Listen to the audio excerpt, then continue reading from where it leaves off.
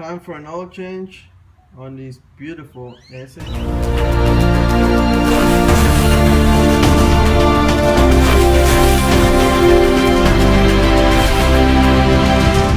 Welcome back again. Today I'm just going to give you a quick rundown on doing an oil change.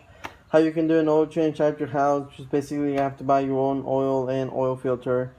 No need to pay these guys, Jiffy Lube and stuff like that. Those quick oil change places. Even though they claim 20, 30, 40 bucks in the door, it's basically just something to get you in the door and get you to pay more stuff, more money for an actual oil change. So on this particular vehicle, it is my personal vehicle. This is a 1995 Ford Taurus SHO right there.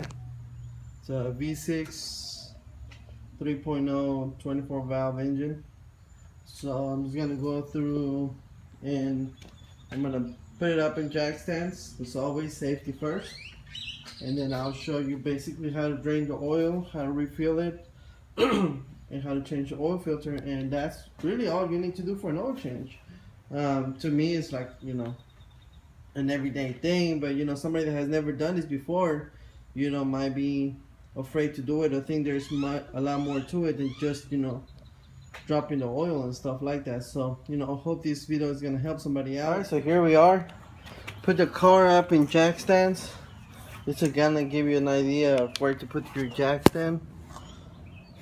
Here it is.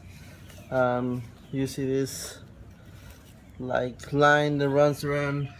Most cars have it, and that's usually where I put my jack stand. I have one on either side, and I still have the jack down there just as a safety precaution. I know most of the times you can get away with just lifting up one side and just still squeezing down there. I always like to lift up both sides just so I can let the oil be drained for a while. Still leave the jack standing there. If by any reason I had to take off the tire, I always put the tire in the bottom, just as another safety precaution. Let's say the car falls out of that, those fail, which doesn't happen often. I think that's a 2-ton or 1.5 ton jack stand, but they say it does. It'll fall on the tire while you're down there and give you at least some space, some time to move out of there. But safety first. We don't want our first oil change or our oil change to be our last oil change. So kind of give you guys a quick rundown there, and let me show you guys how the oil pan. This is the oil pan right here. Transmission's over here. Front of the car is this way. That's the oil pan right there. So usually the oil pan is gonna have one bolt somewhere in the bottom corner of the oil pan. Sometimes it will have it here. This particular car, it has it back here. So once I undo this one bolt, oil is gonna rush out of here. That is how you're gonna drain your engine oil, just undoing that one bolt. Like I said, some cars might have it over here, some guys might have it over here, depending on your vehicle. And the oil filter, sometimes they have it right here. On my car, it has it up there. That black, that's the oil filter there. And just unscrew it counterclockwise. Oil is gonna run down, clean the surface, and we're gonna put some oil in the oil filter. That way whenever we go to crank it, it's not completely empty and sucks up some of the oil in there. But let's take off that bolt and watch it. There it is. Loosen up the bolt already. So now he's gonna unscrew it.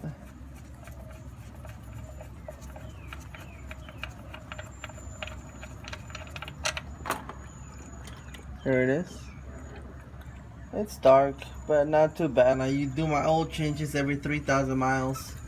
Most vehicles you would recommend 3,000 to 5,000 miles, depending on the oil they use. Sometimes on some synthetic oils they tell you 10,000 miles. Regardless of what oil I put in there, even though I only use synthetic, I always change it 3,000 miles, tops 5,000 miles, never goes over that. So now I'm just gonna let it drain and then just clean the surface for a little bit. And alright, so here we are. Took out the oil filter. That's the old one, this is the new one. You just unscrew it counterclockwise. There's two tools to take off the oil filter, basically two universal tools. This is for smaller oil filters, fits for this one here. And this is for bigger filters. I usually use this on like trucks, F-150s, F-250s, kind of that kind of deal. Some cars have just a thicker. If you see, this one is long and thin. Some oil filters are short and stubby. So just different oil filters. Just gonna put a little bit of oil here, maybe halfway, just because this oil filter kind of goes in sideways like this. When it goes in like that, I usually fill it up all the way and put a little bit of oil right here on the gasket on the rim. That way the gasket sits properly. And then just gonna screw the oil filter back on. Just hand tighten. Don't need to over tighten or anything, because this gasket is gonna do most of the pressure there. So don't need to stress yourself over making sure it's completely tight. Also, worst case scenario, this has happened to me once or twice. I can't unscrew the oil filter with any of those. So worst thing that I've had to do is jam a screwdriver straight through the oil filter and then turn the screwdriver like that.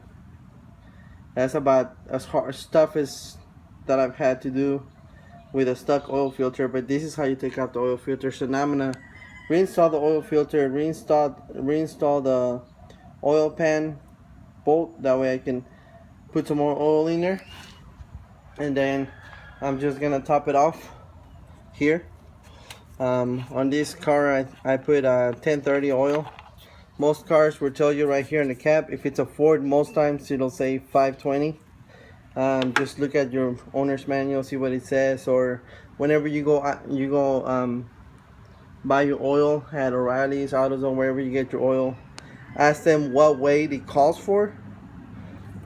And if it's a high mileage, maybe buy a high mileage oil or something like that. But that's really all it takes for your oil change. Just drop the oil, replace your filter, reinstall the bolt on the oil pan, reinstall the new filter, just top it off there. After you get done, check your oil with the dipstick.